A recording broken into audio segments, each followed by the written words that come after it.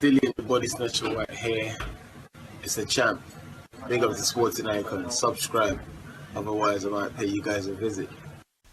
Now, if everything goes well on July the 28th at the O2 Arena for Dillian Whyte versus Joseph Parker, and everything goes correct for September the 22nd at Wembley Stadium for Anthony Joshua versus Alexander Povetkin, then come April the 13th at Wembley Stadium in front of 100,000, we could see a rematch between Anthony Joshua and Dillian Whyte for the unified world titles. That is a epic fight. I would love to see that fight because both fighters have improved dramatically. Both the fan bases have increased tenfold since, and it is a massive fight. So that'll be something to look forward to, that is for sure. Now, for those who don't know a little bit about their history, Dillian Whyte, he only had 5 or 6 amateur fights, and before he got forced into turning pro, he had no choice but to turn pro because of his kickboxing background, so they forced him into the pros. But his very first amateur fight was against Anthony Joshua, and he put Anthony Joshua on his backside in that fight and won. Anthony Joshua got revenge in the pros, where again both these guys were undefeated, and it was a real beef fight between them. And even now these guys still don't like each other, because on the build-up both these guys were chastising each other in the press and whatever. And in round number 2, Dillian Whyte clipped Anthony Joshua, and Joshua had to go through a real moment of scare, a real fear factor, where his legs went and his feet turned to concrete, and Joshua just couldn't do anything except try and avoid the shots. Luckily for Joshua at that point, Dillian Whyte's shoulder was gone and he couldn't throw the punches correctly and couldn't finish off Joshua. So from that moment, Dillian had to go into survival mode for the rest of the fight because he couldn't punch back properly. And ultimately Joshua stopped him in round number 7. Now these guys have still got a beef, and it's a fight that both these guys want, and it will be an epic fight. It really, really will. As everybody knows, Dillian Whyte is my favourite heavyweight, and I can't wait for it, to be truth. I really can't wait for it, and I'll be super, super excited. But it's not the ideal scenario for me. I have to be perfectly honest about it. It's not the perfect scenario for me, because first of all, I like both guys, and as much as I do want to see these two fight, there's part of me that doesn't, of course.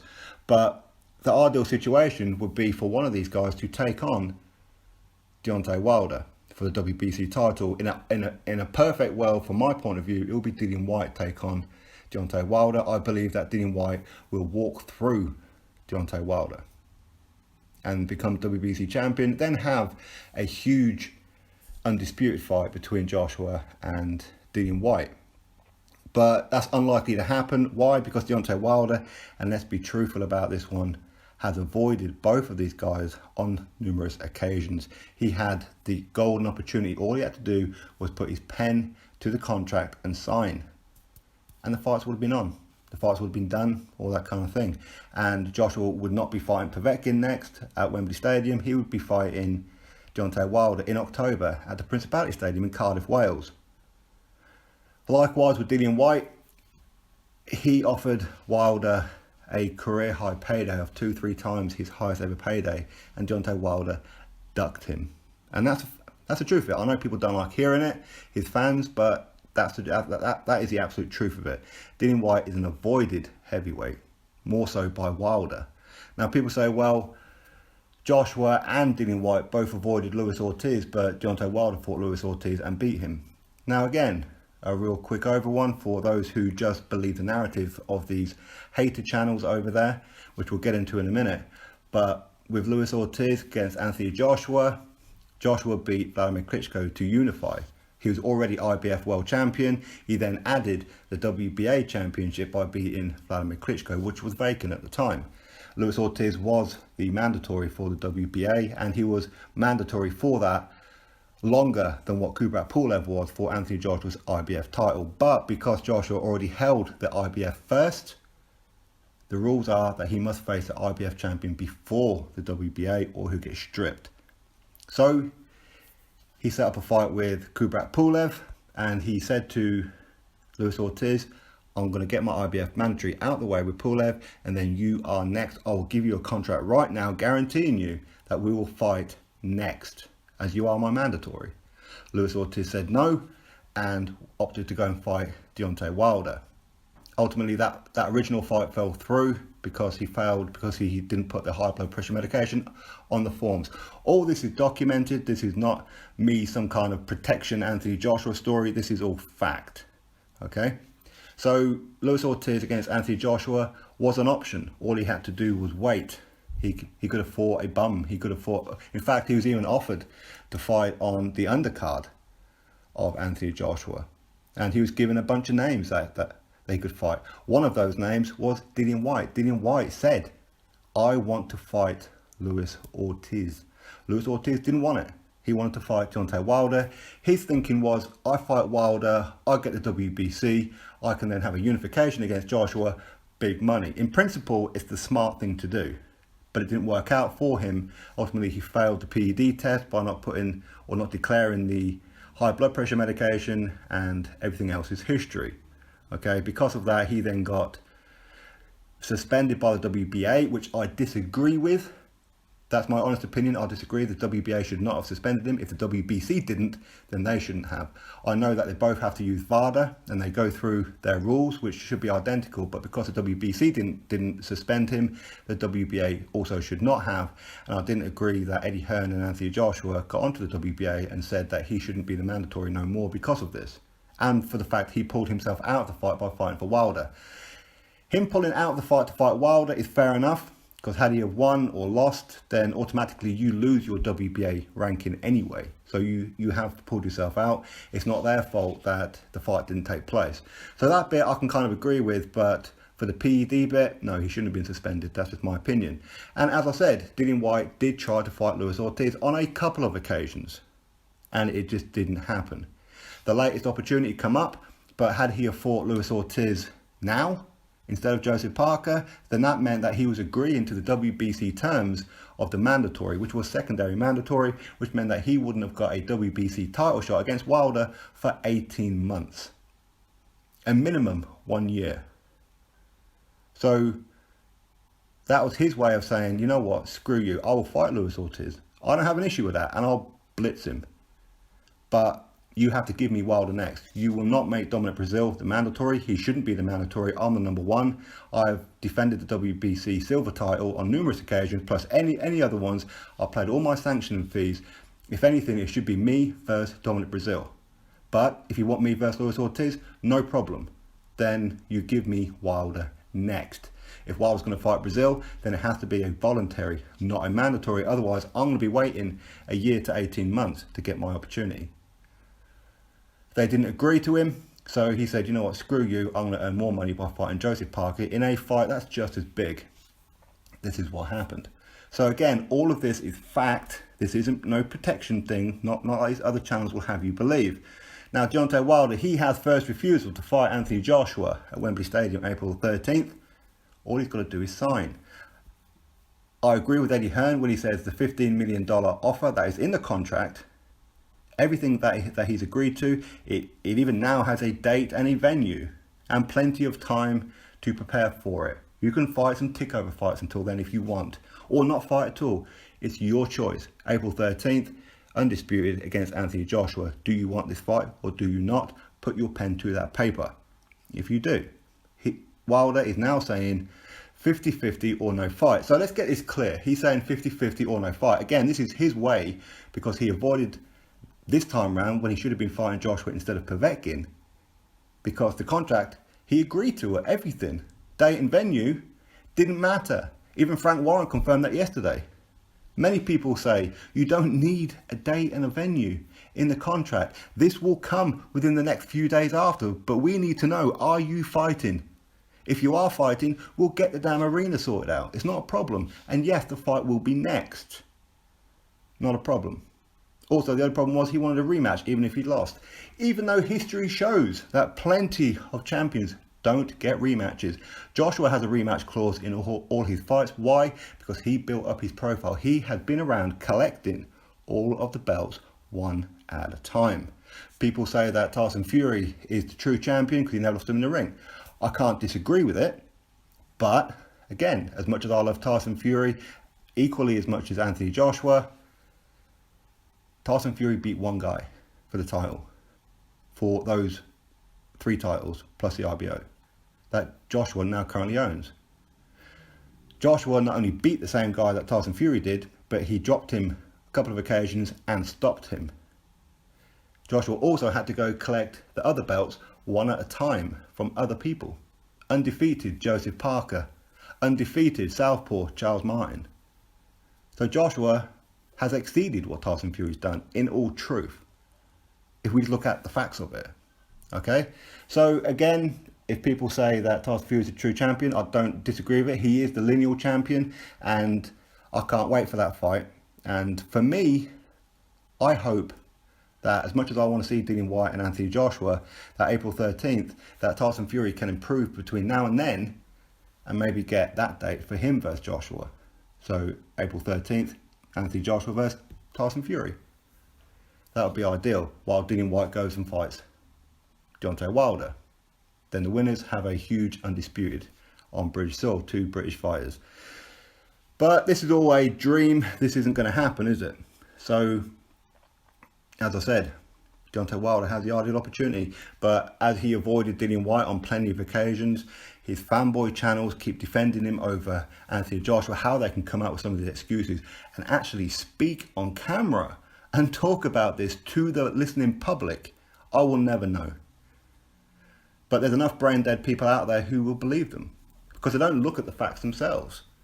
You can call me a Deontay Wilder hater all you like. In fact, people call me that I'm an American hater, which isn't true at all. Name me other American fighters that I chastise.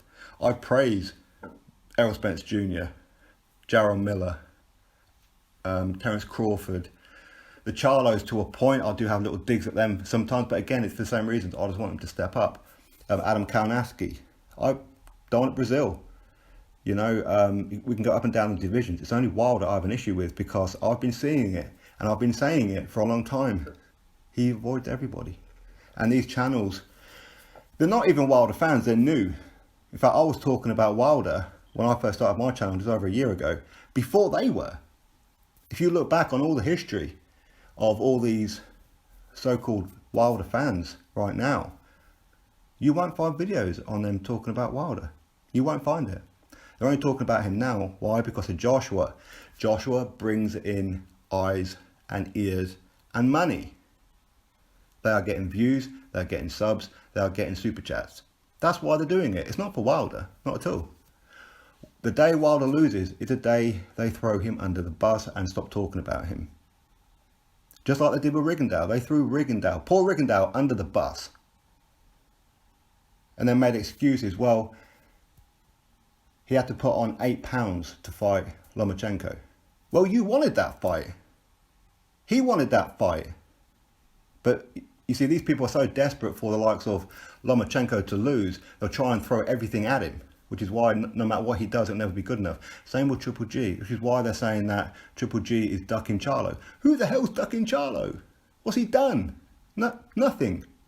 And eventually what will happen is Triple G will take on Charlo. If Triple G was to get past Charlo, they'll stop talking about Jamal Charlo. Just like they've stopped talking about Rigondeaux. And as they'll do with Wilder. It's very obvious, right? And unfortunately, when people look at the likes of Deontay Wilder, they look at his fan base and they see that they are haters and racist.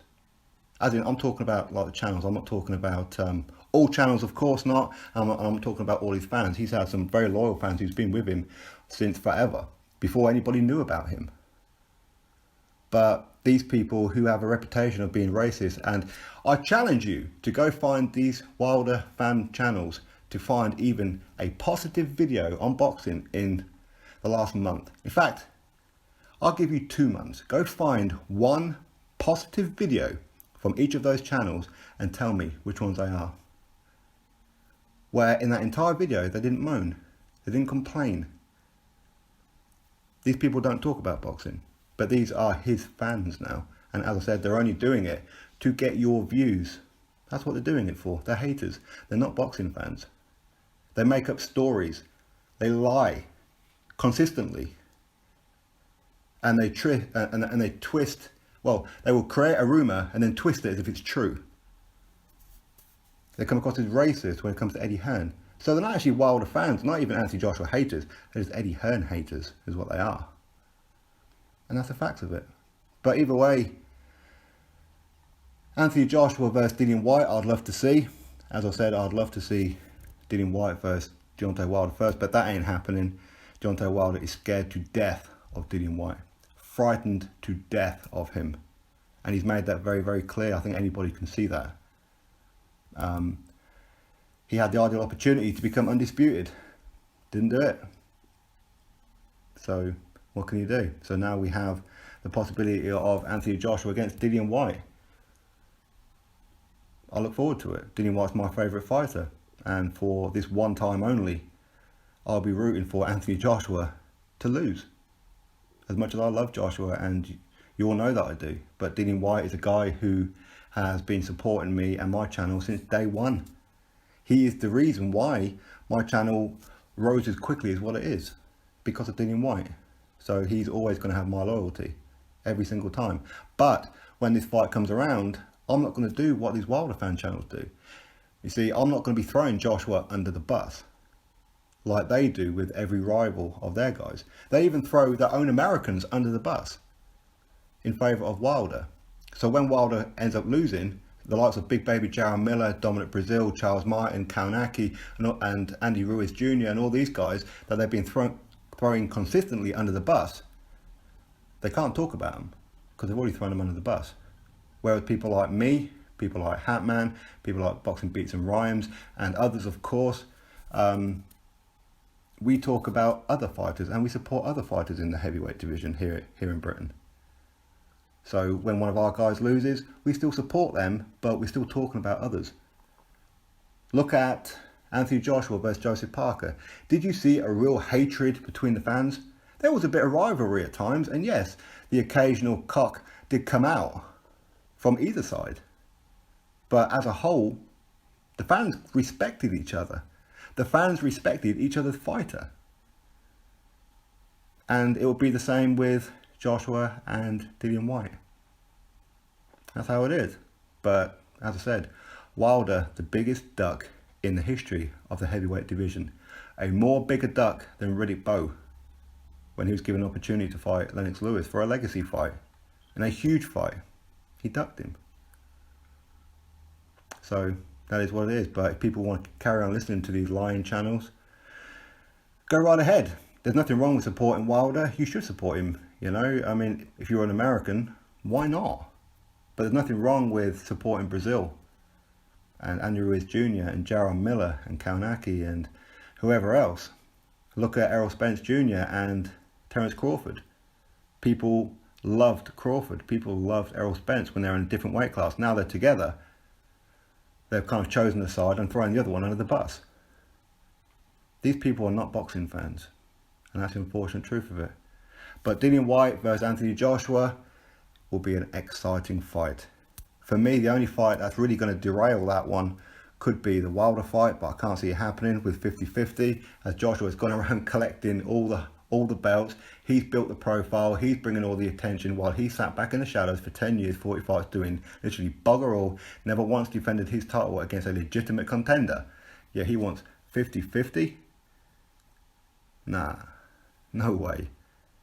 I hope Joshua freezes him out, is the absolute truth of it. Take on Dillian Whyte, take on Tyson Fury in April 13th. If Tyson Fury can get back to his old form, why not? But, yeah. First things first, Anthony Joshua needs to beat Povetkin, Dillian Whyte needs to beat Joseph Parker, and let's see where the dust settles. And let's see what happens. But for me, I'm excited about that fight. And if that fight gets made, excellent. I'm all in. I'm 2 feet in. I'm balls deep. I can't wait for that fight if it happens. I'm really, really excited. I will be taking Dillian Whyte's side in this one and hoping that he wins. But I will keep it real because, as I said before, I love Joshua. Like I do with Tyson Fury, like I do with every other British fighter. So we'll have to wait and see what happens. So anyway, drop your thoughts below. Click that thumbs up. Apologies, this video went on for quite some time. I didn't mean it to. It was supposed to be like a 5-minute video, but oh well. It is what it is. Anyway, hope you enjoyed it. Click that thumbs up, subscribe. Catch you all on the next video.